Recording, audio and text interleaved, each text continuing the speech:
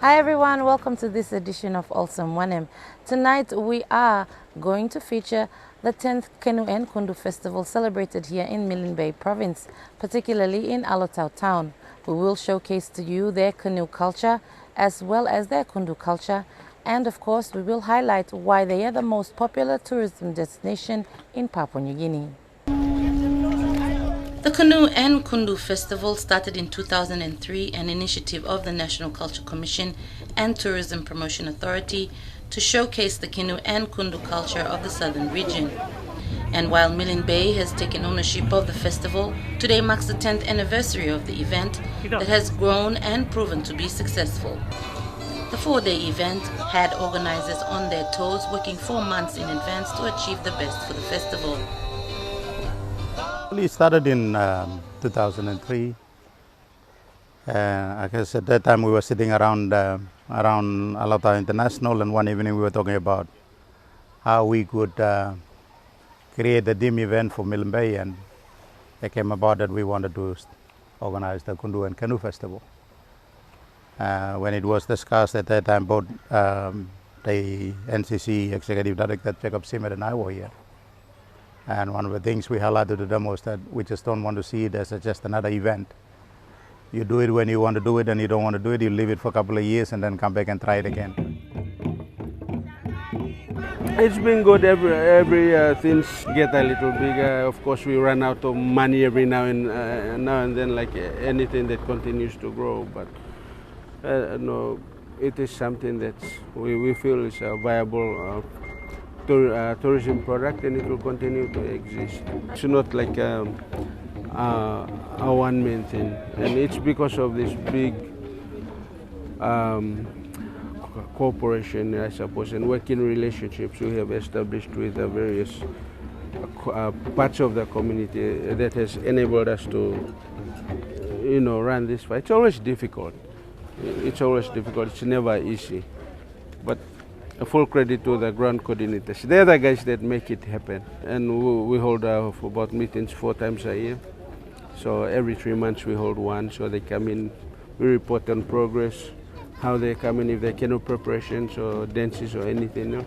They mind what's coming through. So they take control of that. Yeah.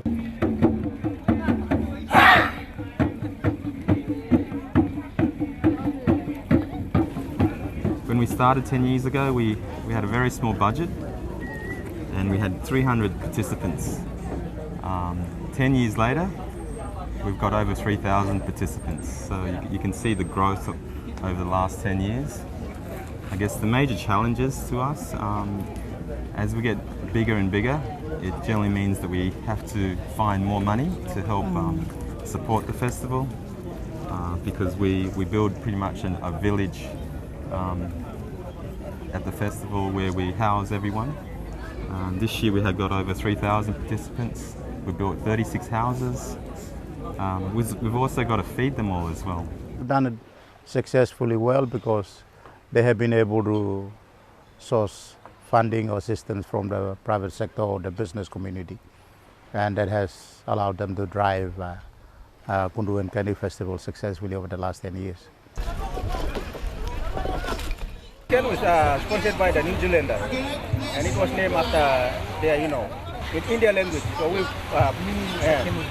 meaning to this Kenu here, they put the name as Waipapa.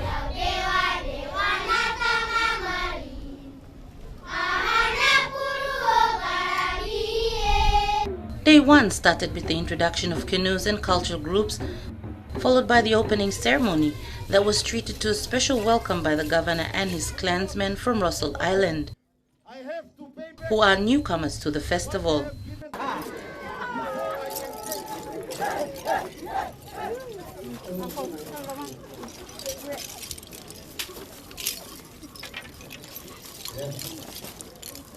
Also in attendance were other members of the provincial government. It is a highlight really of the Milne Bay calendar year for many of us, and it gives us the opportunity to culminate many of the activities that we're doing, especially government is doing, and I'm very proud of the way Alotau town looks today, and I'm very proud of how the works unit and the administration and all the team have come together and cleaned up Alatau town, the way we managed to get the informal market almost completed and the footpath in place, the way the 45 million kina upgrade to the international wharf has happened. I didn't think that we would get it done in time. I didn't think that we would be ready for the Carnival Cruises ship to come in, but I'm very, very impressed with Curtin Brothers and Sevco and PNG Ports for pulling that off. And I think it is going to be a very, very exciting event, especially as we have the Prime Minister coming in and the Prime Minister himself, together with the Governor and myself. And if Minister Ben Micah, IPBC Minister, comes, we will all be present to open the wharf and then welcome the tourists off the ship. But I always just want to give the message and impression and give hope to our people that our government and your leaders, certainly in Milne Bay, we're trying very, very hard together in partnership with our good sponsors and the team, festival team and the administration and our churches. We're trying very hard to make sure we're all working together in concert to develop Milne Bay. And what's happened today is an example of that partnership. And I think everybody can be really, really proud of the way it's come together. Of course, there's still many days to go, but I know it's going to be a huge success. And it's just getting bigger and bigger and better and better.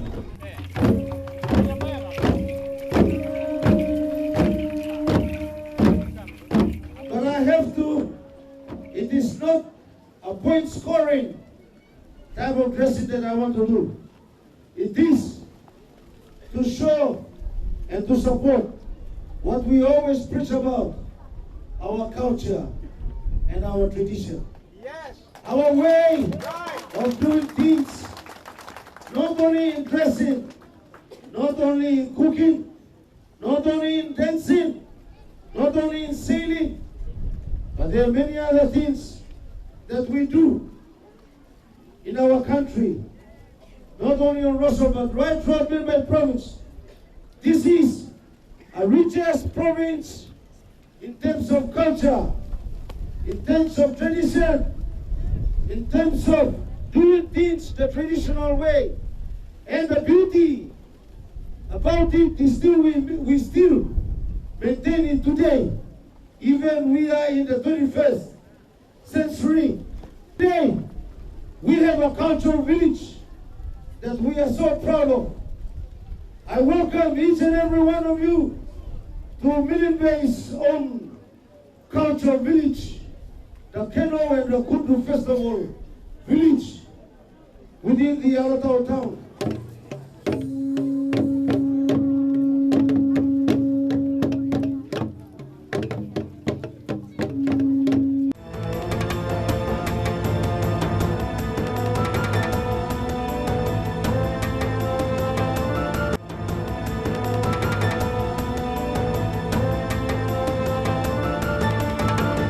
This is Olsem Wanem. Culture plays an integral part of Papua New Guinea, and Milne Bay is no different. We spoke to Mr. Damien Bobole, a district coordinator of the festival, and he explained more on the Kenu culture.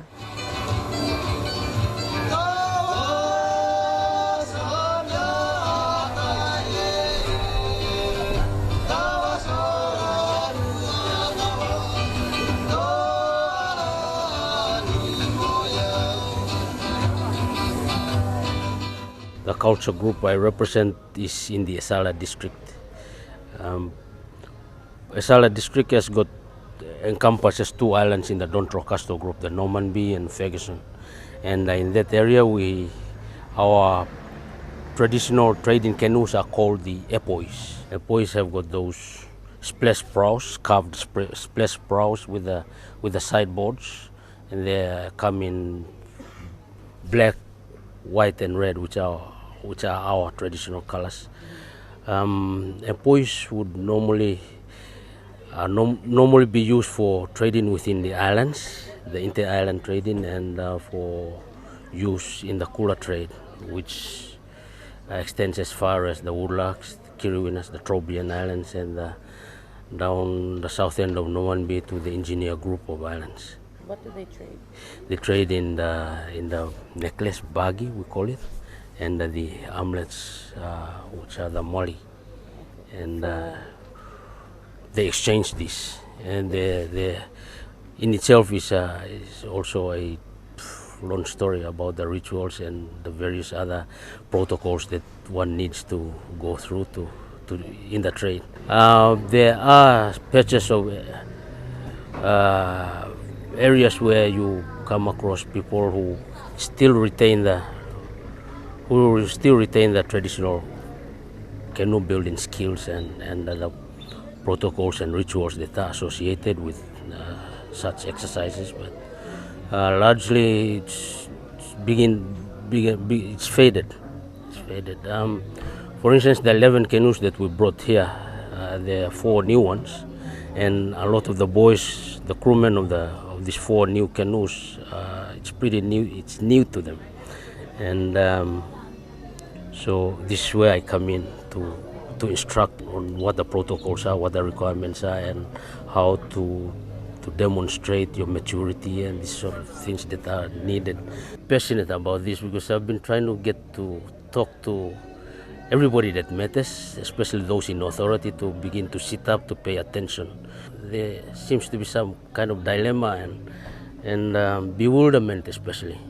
Bewildered because they hear of the money that tourism is supposed to bring in, but they get to see nothing of it.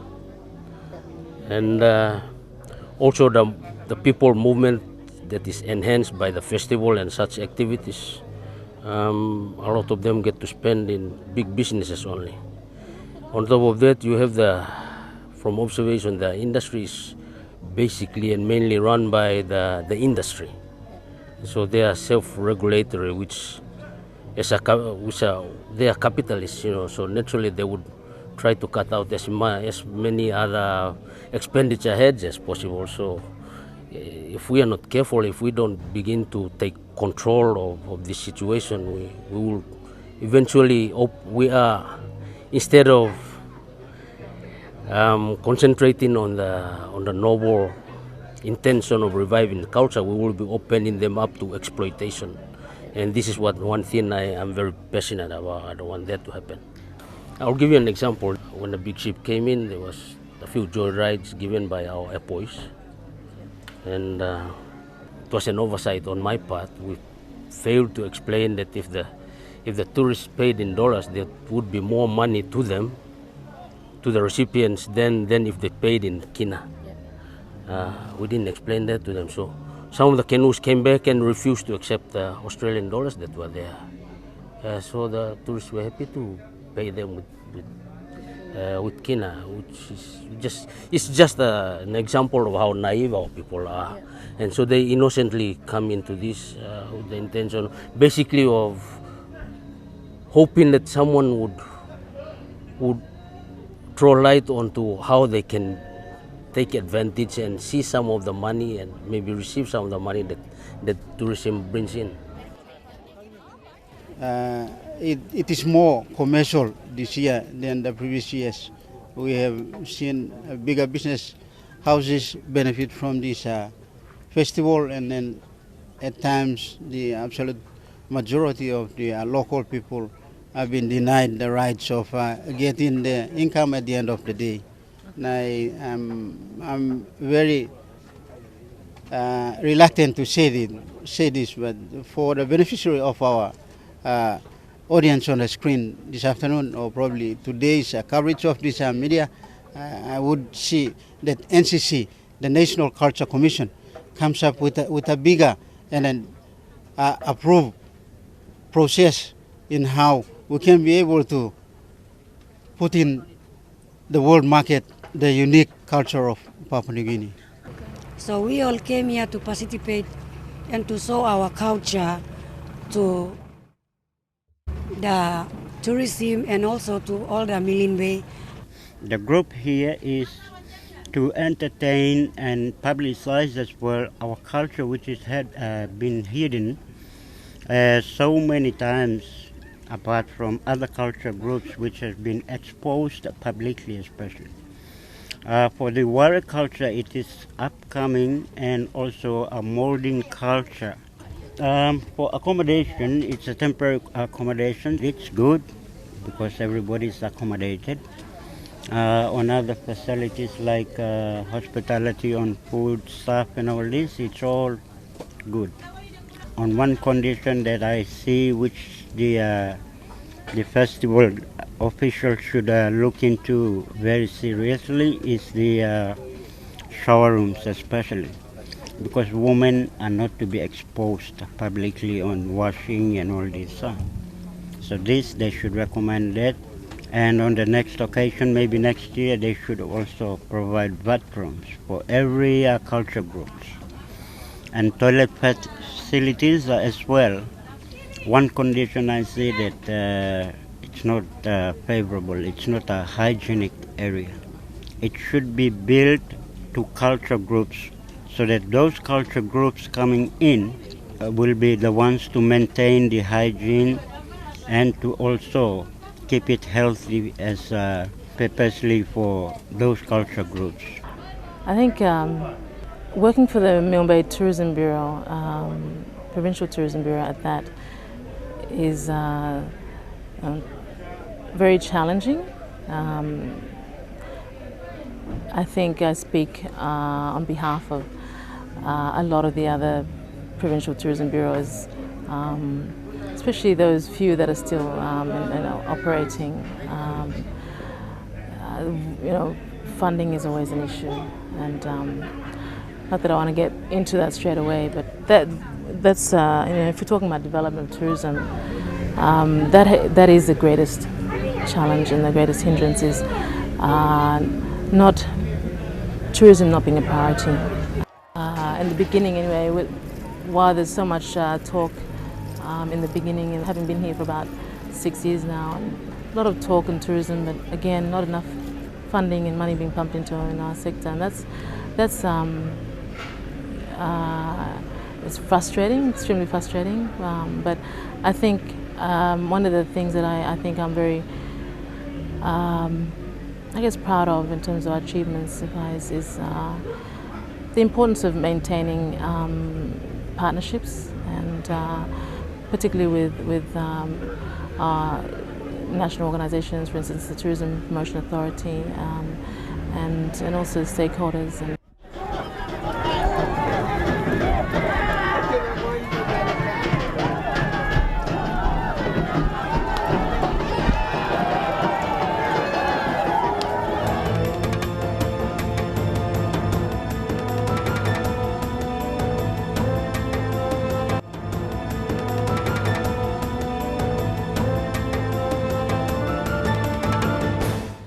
You're watching Olsem, Wanem.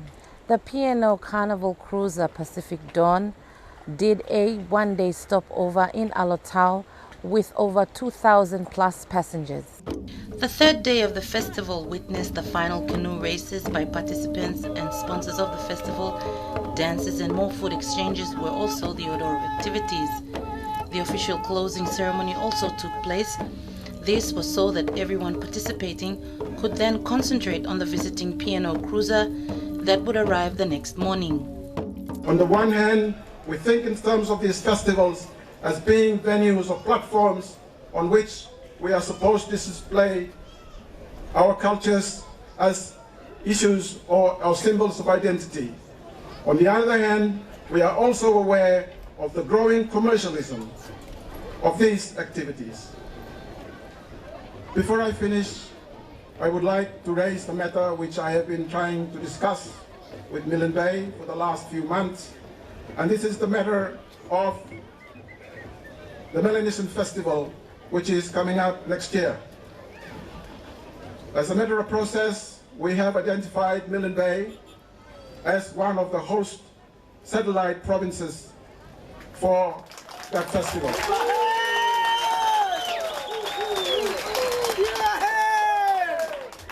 I have a check for 30,000 kina, which I would like to give to the festival committee. Thank you, ladies and gentlemen. P&O's Carnival Cruises Pacific Dawn berthed as early as 7 a.m. this morning at Alotau's newly refurbished Alotau Wharf, and among them a capacity of 2,000 plus visitors, all here to experience the Milne Bay culture. They are going to be here in Papua New Guinea on a 3-day tour.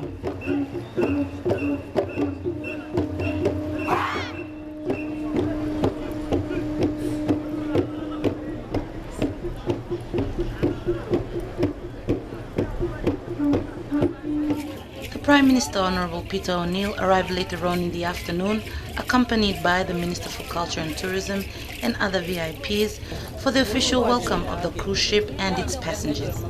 Thank you, Milne. How are you today? Good, Trulo, looking you blog at that. Thank you, Trulo. Good, warm welcome you play extending Lomin, our Narbla Minister Bluyumi. Thank you, True Governor Milne Bay, Titus Philemon, all the members of Milne Bay provincial government, of course, our two ministers, and all the community of Milne Bay province. This is an occasion, very important occasion that we all have been waiting for and looking forward to.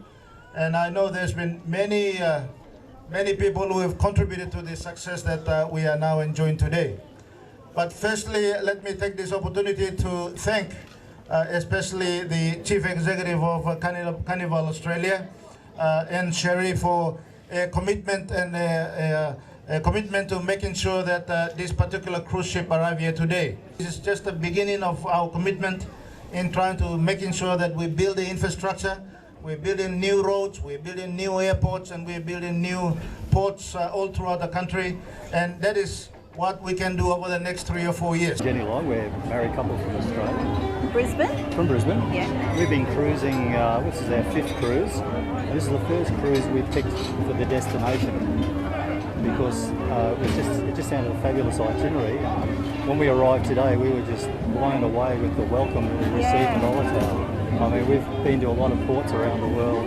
Never anything like this. This is just sensational. Yeah, everywhere you look. Yeah. Amazing. No. I mean, some of our friends at home were sort of concerned when we told them where we were going. But we've travelled the world and we know that this was always going to be very safe here, so we had no concerns at all. Not at all.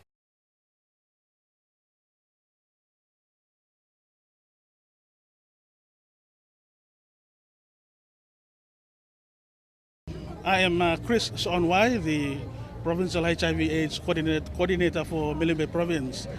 And basically, our involvement in this 10th Kenu and Kundu Festival here is to participate and provide the HIV/AIDS awareness to the people of Milne Bay because we are very much concerned about the escalation of HIV/AIDS virus in the province. This is part of the things that part of our involvement that we do participate all the time in every Kenu festival that we hold here in the province. We are doing the condom distributions as part of our activity. The pamphlets, the process, as you can see them on the bench over here. We are also doing the blood testing, and this is one of the main activities that we want people to come and establish their status. So this is on the long run, it helps them to take care of themselves. We also have counseling. The other section of this stall here. So this is a main activity that we do apart from every person that comes in, and then we talk about HIV. If there's any specific issue that they want to know about HIV, and then we talk to them directly.